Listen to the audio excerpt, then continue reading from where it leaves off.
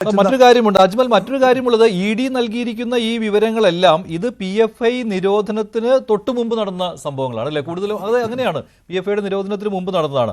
അപ്പോൾ ആ സമയത്ത് നിങ്ങൾ ഈ രീതിയിലുള്ള സഹായം വാങ്ങിച്ചിട്ടുണ്ട്, അതാണല്ലോ ഇതിലേക്ക് പോകുന്നത്. അന്ന് നിരോധിത സംഘടന ആയിരുന്നില്ല PFI.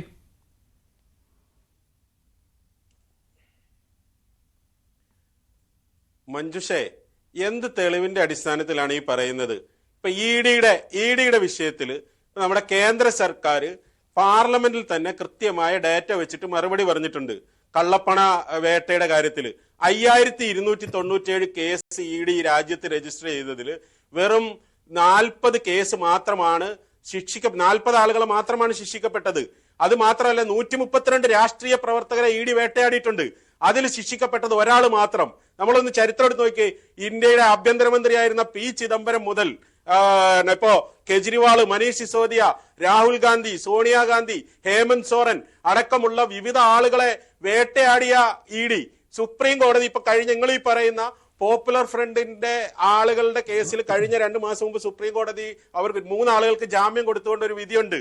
അതിൽ പറഞ്ഞേക്കുന്നത് ഇഡിയുടെ ഈ കള്ളപ്പണ ആരോപണം തെളിയിക്കാൻ കഴിഞ്ഞിട്ടില്ല. മിനിമം ഒരു ചെക്കോ അല്ലെങ്കിൽ എന്തെങ്കിലും രേഖയോ പോലും തെളിയിക്കാൻ കഴിഞ്ഞിട്ടില്ല എന്ന് ആ കേസിൽ സുപ്രീം കോടതി പറഞ്ഞിട്ട് അവർക്ക് ജാമ്യം കൊടുത്തിട്ടുണ്ട്.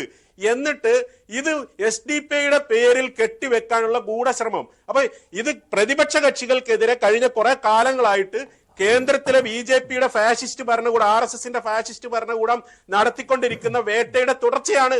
ഏറ്റവും ഒടുവിലത്തെ ഇരയാണ് ഇപ്പൊ MK-5C. പലതവണ സമൻസ് നൽകിയതാണ് എന്ന് പറയുന്നുണ്ടല്ലോ, അതിലെന്താണ് വാസ്തവം? അജ്മൽ MK-5C ഒളിച്ചു നടക്കുകയായിരുന്നോ? ചോദ്യം ചെയ്യലിന് ഹാജരാകാതെ നടക്കുകയായിരുന്നോ?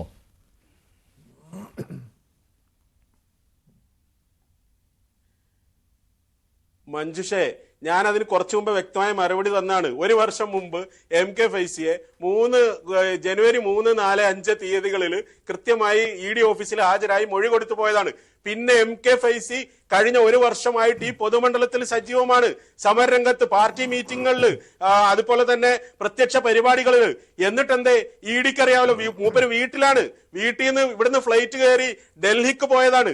എന്നിട്ട് എന്താ ഇത്രയും കാലം ഇഡി അറസ്റ്റ് ചെയ്യാതെ ഇരുന്നത്? കൃത്യമായി കോടതിയിൽ ഹാജരാവാൻ വേണ്ടി പോയ ആളെ അറസ്റ്റ് ചെയ്തിട്ട് ഒളിച്ചു താമസിക്കുക എന്ന് പറഞ്ഞാൽ എന്തർത്ഥമാണ് അതിനുള്ളത്?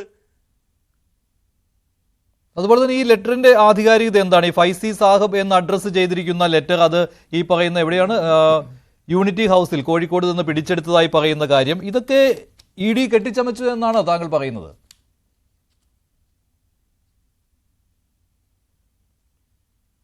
ഇഡിയുടെ കാര്യത്തിൽ ഞാൻ പറഞ്ഞല്ലോ, കൃത്യമായി ഈ രാഷ്ട്രീയ നേതാക്കളെ ഉൾപ്പെടെ വേട്ടയാടിയതിൽ ഇഡി വ്യാജരേഖ ചമച്ചും വ്യാജമായ ആരോപണങ്ങൾ ഉന്നയിച്ചും ഒക്കെ തന്നെയാണ് ഈ രാജ്യത്ത് ഇഡി ഭരണകൂടത്തിന്റെ ഒരു വേട്ട സേനയായിട്ട് മാറിക്കൊണ്ടിരിക്കുന്നത്. അതുകൊണ്ട് തന്നെ ഇഡിയുടെ രേഖയിൽ ഞങ്ങൾക്ക് കൃത്യമായ കാഴ്ചപ്പാടുണ്ട്. ഇഡിയുടെ രേഖയും ഒന്നും വിശ്വാസയോഗ്യമല്ല ഉള്ള സംഗതിയല്ല.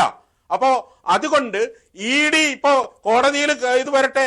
ഇപ്പൊ ഇലക്ഷൻ കമ്മീഷനും അതുപോലെ തന്നെ IT ഡിപ്പാർട്ട്മെന്റിലും ഒക്കെ കൃത്യമായ രേഖകൾ കൊടുത്തിട്ട് അവര് കാലങ്ങളായിട്ട് SDPIയുടെ കാര്യങ്ങൾ പരിശോധിച്ചുകൊണ്ടിരിക്കുകയാണല്ലോ.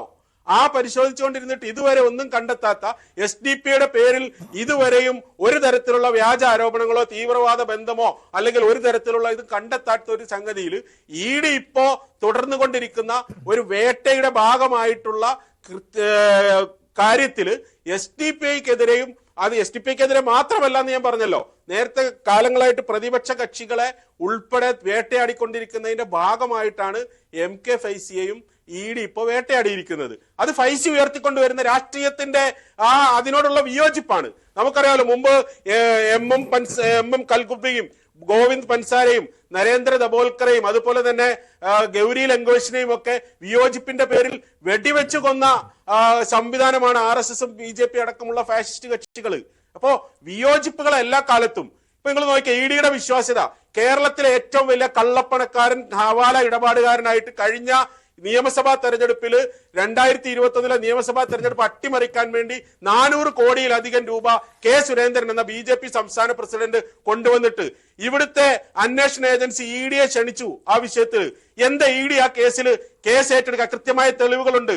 BJPയുടെ തൃശൂർ ഓഫീസ് മുൻ സെക്രട്ടറി അത് തിരൂർ സതീശൻ 3 തവണ വാർത്താ സമ്മേളനം വിളിച്ചു പറഞ്ഞു. ധർമ്മരാജൻ 9 കോടി രൂപ 3 ബാഗുകളിലാക്കി BJP ഓഫീസിൽ കൊണ്ടുപോയിട്ടു. BJP നേതാക്കൾ തന്നെ അത് തട്ടിയെടുക്കാൻ വേണ്ടി ശ്രമം നടത്തിയപ്പോഴാണ് അതൊരു കൊടകര കവർച്ച കേസായിട്ട് പുറത്തു വന്നത്. ഇതെല്ലാം അത് മാത്രമല്ല, അമിത്ഷായുടെ നേതൃത്വത്തിൽ RSSന്റെ ടീം അന്വേഷിക്കാൻ ആളെ വിട്ടു ഈ ഇതുപോലുള്ള കള്ളപ്പണത്തിന് വേണ്ടി. ഇതൊക്കെ നടന്നിട്ടും ED ആ വശത്തേക്ക് തിരിഞ്ഞു നോക്കിയോ? എത്ര കൊടുങ്ങല്ലൂരിൽ കള്ളനോട്ടടിച്ചു BJPയുടെ മണ്ഡലം പ്രസിഡന്റ്, യുവമോർച്ച നേതാവ്. എന്നിട്ട് കള്ളപ്പണം ഇടപാട് നടത്തി. ED ആ വശത്തേക്ക് തിരിഞ്ഞു നോക്കിയോ? നിരപരാധികളെ വേട്ടയാടുക, അത് കേന്ദ്ര ഗവൺമെന്റിന്റെ നയങ്ങൾക്കെതിരെ ശക്തമായ ശരി. പക്ഷെ ഇതിനകത്ത് ഇഡിയുടെ ഉദ്ദേശശുദ്ധിയിലുമൊക്കെ സംശയമുണ്ട്. പക്ഷെ എന്നാലും നിങ്ങളിങ്ങനെ PFIയുമായിട്ട് ഒരു ബന്ധവും അല്ലല്ല പൊതുസമൂഹത്തെ തെറ്റിദ്ധരിപ്പിക്കുന്ന ഒരു കാര്യം നിങ്ങൾ പറയുന്നുണ്ട് അജ്മൽ. അജ്മൽ, ഇഡിയുടെ കാര്യം ശരി തന്നെയാണ്. ഏത് സർക്കാരാണോ കേന്ദ്ര ഏജൻസികളെ നിയന്ത്രിക്കുന്നത് ആ സർക്കാരിന്റെ ചില ലക്ഷ്യങ്ങളൊക്കെ അതിനകത്തുണ്ടാവും. പക്ഷെ ഇവിടെ നിങ്ങൾ ഈ പൊതുസമൂഹത്തെ തെറ്റിദ്ധരിപ്പിക്കുന്നതിനാണ് പ്രശ്നം. PFIയുമായിട്ട് ഒരു ബന്ധവുമില്ല SDPIക്ക് എന്ന് പറയുമ്പോൾ ഈ നിരോധനത്തിന് മുൻപ് ഏതൊക്കെ രീതിയിലാണ് PFIയും SDPIയും ചേർന്ന് പ്രവർത്തിച്ചത് എന്ന് കേരളീയ പൊതുസമൂഹത്തിന് എന്തായാലും അറിയാം. എന്നിട്ട് നിരോധനം കഴിഞ്ഞപ്പോൾ നിങ്ങൾ പറയുന്നു ഞങ്ങൾക്ക് ഒരു ബന്ധവുമില്ല എന്ന്. സ്ലീപ്പർ സെല്ല് എന്ന രീതിയിലല്ല, പരസ്യമായി തന്നെ പ്രവർത്തിക്കുന്ന ഒരു രാഷ്ട്രീയ സംഘടന എന്ന രീതിയിൽ തന്നെയാണ് SDPIയെ പൊതുസമൂഹം കാണുന്നത്. PFIയുടെ അതിൽ സംശയമില്ലാത്ത കാര്യമാണ്. നിങ്ങൾ എത്രമാത്രം അക്കാര്യത്തിൽ മൂടി വെക്കാൻ ശ്രമിച്ചാലും.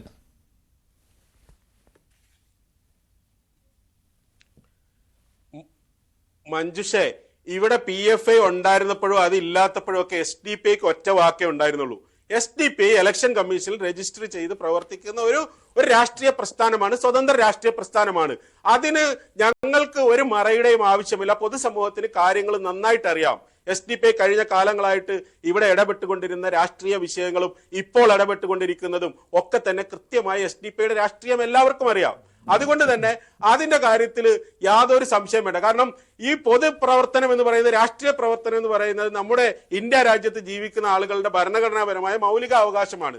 അത് എല്ലാ ആളുകൾക്കും സ്വതന്ത്രമായി ചെയ്യാനുള്ള അവകാശമുണ്ട്. ആ അവകാശത്തിൽ നിന്നുകൊണ്ട് തന്നെയാണ് SDPI പ്രവർത്തിക്കുന്നത്. അതിനെ നിങ്ങൾക്ക് ഏതെങ്കിലും ആലയത്തിൽ കൊണ്ട് കെട്ടാനുള്ള നിങ്ങൾക്ക് എന്തിനാണ് നിങ്ങൾ വ്യഗ്രതപ്പെടുന്നത്? എന്തെങ്കിലും തെളിവുകളുണ്ടെങ്കിൽ SDPIക്കെതിരെ കൃത്യമായ എന്തെങ്കിലും രാജ്യവിരുദ്ധ പ്രവർത്തനത്തിന്റെ തെരുവുകളുടെ കൊണ്ടുവരി. ഇപ്പൊ കഴിഞ്ഞ 2 ആഴ്ച മുമ്പല്ലേ നമ്മുടെ പാകിസ്ഥാന് വിവരങ്ങൾ, ISIക്ക് വിവരങ്ങൾ ചോദിച്ചു എന്ന് പറഞ്ഞിട്ട് കേരളത്തിൽ നടക്കും ഒരു മലയാളി അടക്കം 3 പേരെ രാജ്യദ്രോഹ പ്രവർത്തനങ്ങൾക്ക് അറസ്റ്റ് ചെയ്തിട്ട് എന്ത് ചർച്ചയാണ് ഇവിടെ ഉണ്ടായത്?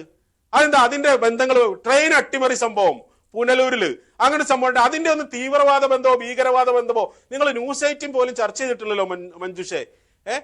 RSS രാജ്യത്ത് നടത്തിക്കൊണ്ടിരിക്കുന്ന വിധ്വംസക പ്രവർത്തനങ്ങളും ലക്ഷണമൊത്ത ഒരു ഭീകര സംഘടന എന്ന രീതിയിൽ കൊലകളും കൊള്ളകളും ബലാത്സംഗങ്ങളും അതുപോലെ തന്നെ ആൾക്കൂട്ട കൊലപാതകങ്ങളും അടക്കം ഗാന്ധിയെ വരെ കൊന്ന ആ RSS ഇവിടെ ഒരു പക്ഷത്ത് ഇവിടുത്തെ ഭീകരത ഉണ്ടായിക്കൊണ്ടിരിക്കുമ്പോ ആ RSSന് അടിമപ്പെടാതെ, അടിമത്തം പേരാതെ അതിനെ ശക്തമായിട്ട് എതിർത്തുകൊണ്ടിരിക്കുന്ന പ്രതിരോധത്തിന്റെ രാഷ്ട്രീയം ഉയർത്തുമ്പോ അതിനെതിരെ ഭരണകൂടം വേട്ടയുമായിട്ട് വരുമ്പോ അതിനെ മാത്രം പ്രൊമോട്ട് ചെയ്തുകൊണ്ട് അതിൽ ഏതെങ്കിലും ഒരു രീതിയിൽ SDPIയെ കോർണറൈസ് ചെയ്യാൻ നിങ്ങൾ എന്തിനാണ് വിഘാതപ്പെടുന്നത്? നിരവധി ഉദാഹരണങ്ങൾ ഇവിടെ ഉണ്ടല്ലോ. നിരവധി ഉദാഹരണങ്ങൾ ഉള്ളതുകൊണ്ടാണ് അത് കോർണർ ചെയ്യലല്ല. അധ്യാപകന്റെ കൈവിട്ട് കേസൊക്കെ ഇവിടെ ഉണ്ടല്ലോ. ശ്രീ അജ്മൽ ഇസ്മായിൽ.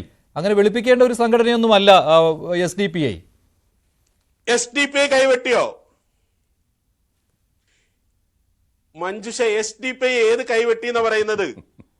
നിങ്ങൾ കോടതി രേഖകൾ എടുത്ത് പരിശോധിക്ക്. SDPIക്കെതിരെ എന്തെങ്കിലും ആരോപണം കോടതികൾ പറഞ്ഞിട്ടുണ്ടോ? അല്ല, കൈവെട്ട് കേസിലെ പ്രതിയായിരുന്നു മഞ്ജുഷെ. വാഴക്കുളത്തെ ബ്ലോക്ക് പഞ്ചായത്ത് മെമ്പറായിട്ട് തെരഞ്ഞെടുത്ത SDPIക്കാരൻ ജനപ്രതിനിധിയായിട്ട് തന്നെ വന്നിട്ടുണ്ടല്ലോ. ഒരു ജനപ്രതിനിധി തന്നെ ഉണ്ടല്ലോ. കൈവെട്ട് കേസിലെ പ്രതിയായിരുന്നില്ലേ? ആരെയാണ് അജ്മൽ ഈ പൊട്ടനാക്കാൻ നിങ്ങൾ നോക്കുന്നത്? നിങ്ങൾ ആരെയാണ് മണ്ടന്മാരാക്കാൻ നോക്കുന്നത്?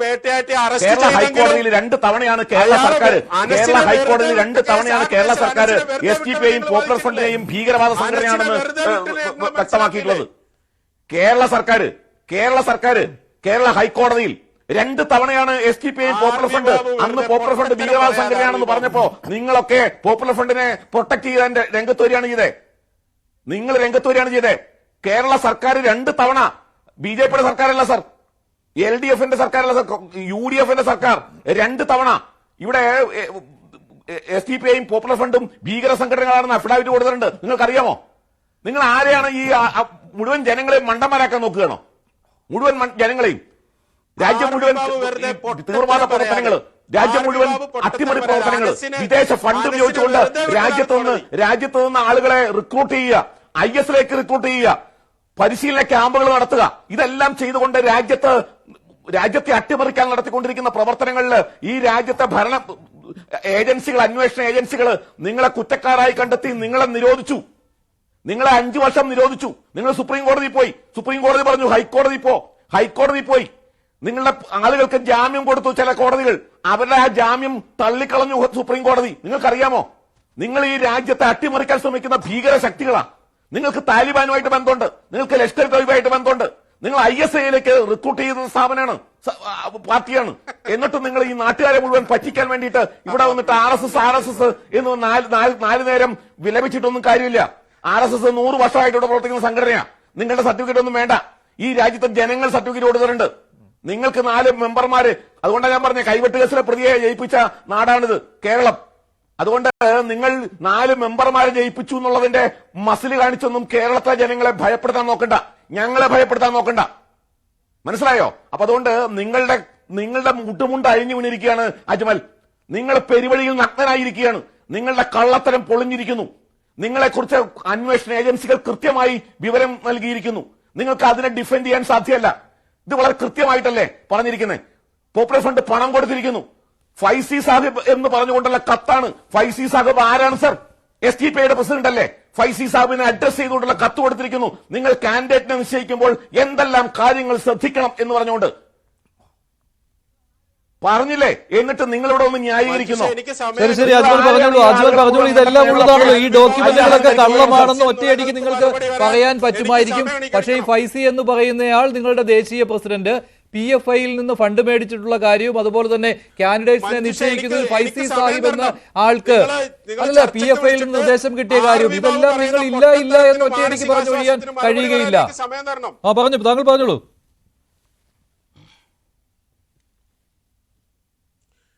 മഞ്ജുഷേ, RV ബാബു ഇവിടെ പുലമ്പുന്ന സ്വബോധം നഷ്ടപ്പെട്ട് പറയുന്ന കാര്യങ്ങൾ വളരെ വ്യക്തമാണ്. അനസിനെ കുറ്റക്കാരനല്ല എന്ന് കണ്ടിട്ട് പ്രൊഫസർ അനസ് എന്ന് പറയുന്ന വാഴക്കുളം ബ്ലോക്ക് പഞ്ചായത്ത് മെമ്പറിനെ കുറ്റക്കാരനല്ല എന്ന് കണ്ട് വെറുതെ വിട്ടത് NIA കോടതിയാണ്, NIAയുടെ വിചാരണ കോടതിയാണ്. വെറുതെ വിട്ടതാണ് ആ കേസിൽ. പിന്നെ വെറുതെ എന്തിനാ പറയുന്നത്? ഇനി RV ബാബു പറയുന്ന IS-ന്റെയും അതുപോലെ തന്നെ പ്രവർത്തനത്തിന്റെയും ബന്ധത്തിന് നിങ്ങളെ ഭരണകൂടം കൊണ്ടുവരട്ടെ. പാകിസ്ഥാനിലെ ISI രാജ്യത്ത് പ്രവർത്തനം നടത്തിയത് ഇവിടെ RSSന്റെ ഇന്ദ്രേഷ് കുമാറും അതുപോലെ തന്നെ ഇവിടെ ഈ രാജ്യത്ത് വിധ്വംസ പ്രവർത്തനം നടത്തിയ ഹേമന്ത് കർക്കറെ അടക്കം മുംബൈ ആക്രമണത്തിലൂടെ കൊന്നത് RSS ആണ്. കാവി ഭീകരത മഹാരാഷ്ട്ര ആന്റി ടെററിസ്റ്റ് സ്ക്വാഡിന്റെ തലവൻ ഈ രാജ്യത്ത് പുറത്തു കൊണ്ടുവന്നപ്പോ ആഭ്യന്തരമന്ത്രി പാർലമെന്റിൽ പറഞ്ഞു ഇവിടെ കാവി ഭീകരതയാണ് നിലനിൽക്കുന്നത്. അങ്ങനെ ആ ഹേമന്ത് കർക്കറെ അടക്കം വധിച്ച നിങ്ങളാണ് പറയുന്നത് പാകിസ്ഥാന്റെ ISI ബന്ധവുമായിട്ട് ഇവിടെ ഈ രാജ്യത്ത് തെളിയിക്കപ്പെട്ടപ്പോഴാണ് നിങ്ങൾ ആ ഹേമന്ത് കർക്കറെ കൊന്നത്, രാഷ്ട്രപിതാവിനെ കൊന്നവര്. എന്നിട്ട് RV ബാബു ഇവിടെ ഇരുന്നിട്ട് വെറുതെ ഭയങ്കര ജനാധിപത്യത്തിന്റെ വർത്തമാനം പറയുന്നു. ഈ രാജ്യത്തെ ഏറ്റവും വലിയ ലക്ഷണമൊത്ത ഭീകര സംഘടനയുടെ തലപ്പത്തിരുന്ന് വന്നിട്ട് ബാക്കിയുള്ളവരുടെ മേല് ഭീകരവാദം ആലോചിപ്പിക്കാൻ താങ്കൾക്ക് എന്ത് ന്യായമാണുള്ളത്?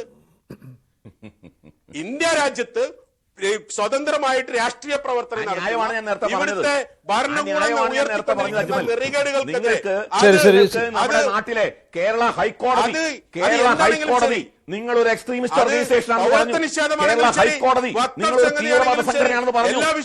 കേരള ഹൈക്കോടതിയിൽ കേരള സർക്കാർ 2 തവണ നിങ്ങളുടെ തീവ്രവാദ സംഘടനയാണെന്ന് പറഞ്ഞു. RSSനെ കുറിച്ച് ഒരു കോടതിയിൽ ഒരു സർക്കാരും തീവ്രവാദ സംഘടനയാണെന്ന് പറഞ്ഞിട്ടില്ല സാർ. പോയി അന്വേഷിക്കുക. നിങ്ങൾ ആദ്യം ചരിത്രം പഠിക്കുക. അങ്ങനെ പറഞ്ഞിട്ടില്ല. ശരി ഞാൻ ഒന്ന് ഇടപെടുകയാണ്. ശ്രീ ബൽദേവ് സച്ചിദാനന്ദൻ, ഈ രാഷ്ട്രീയ പാർട്ടി എന്നുള്ള ലേബലാണല്ലോ SDPIക്ക്